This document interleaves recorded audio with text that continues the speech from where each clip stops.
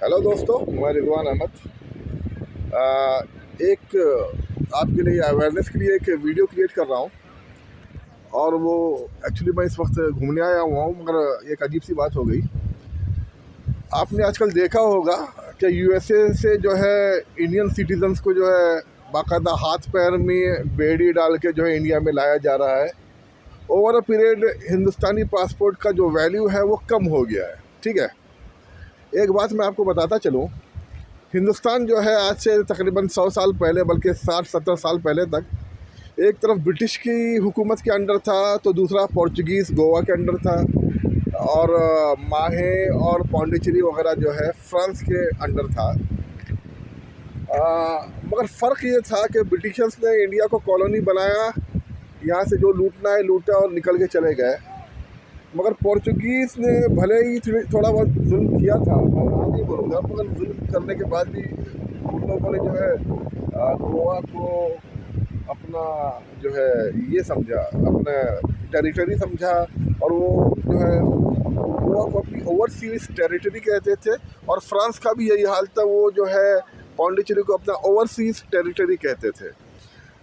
तो हुआ ये कि जब ब्रिटिशर्स गए तो वो सब लूट के चले गए, मगर इंडियन लोगों के लिए जो ब्रिटिश इंडिया में पैदा हुए थे उनके लिए कोई ऑप्शन छोड़ के नहीं गए थे।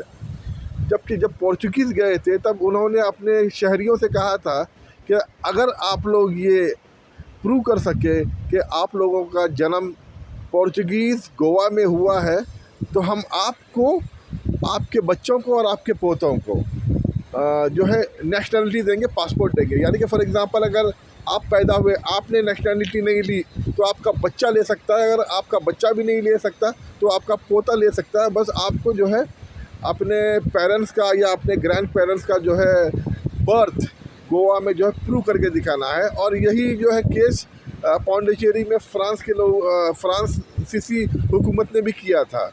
तो हुआ ये कि मेरे एक दोस्त की माँ जो है वो गोवा में पैदा हुई थी। ठीक है, मैंने ये बात उससे कही, वो जो है बेचारा अनपढ़ था। ठीक है, मगर जब मैंने उससे कहा कि तुमको पोर्चुगल का यानी यूरोपियन पासपोर्ट मिलेगा।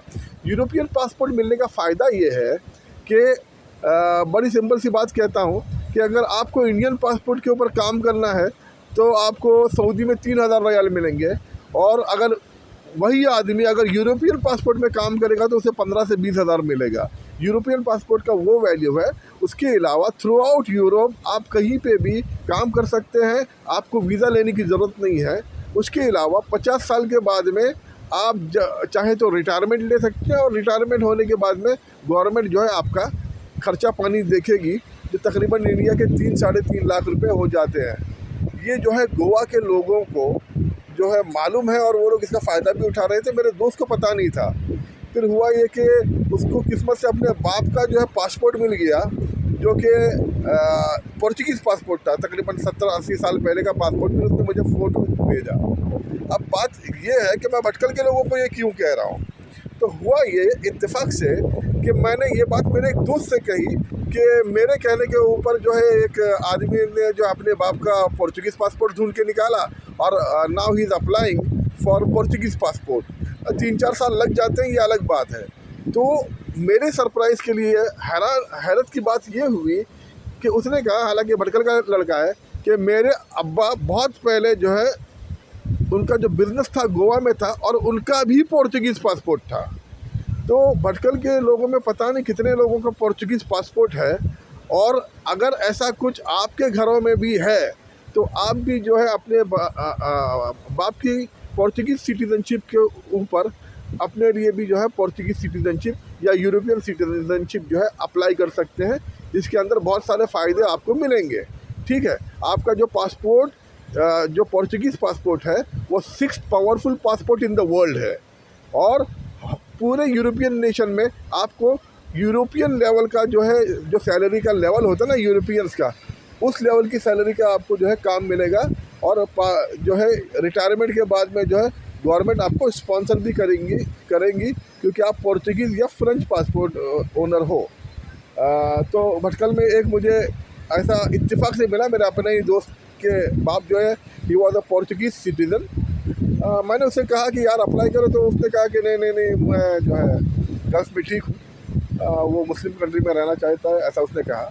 पर आपके यहाँ भी अगर ऐसा कुछ है तो बराए मेहरबानी उन डॉक्यूमेंट्स को बाहर निकाल के रखें, क्योंकि लोग जो है यूरोपियन सिटीज़नशिप और यूएस सिटीज़नशिप के लिए खुसूसन इंडिया से बहुत लोग अप्लाई कर रहे हैं, पर इन बहुत से लोगों को ये पता ही नहीं है कि अगर उनके अब्बा या दादा के पोर्चुगीज़ एंसेस्ट्री है तो वो भी जो है इस पासपोर्ट के लिए अप्लाई कर सकते हैं। बराए मेहरबानी ये उन लोगों को फॉरवर्ड करें जिनके एंसेस्ट्री जो है पोर्चुगीज़ या फ्रेंच सिटीज़नशिप से जाके मिलती है। Thank you, please share.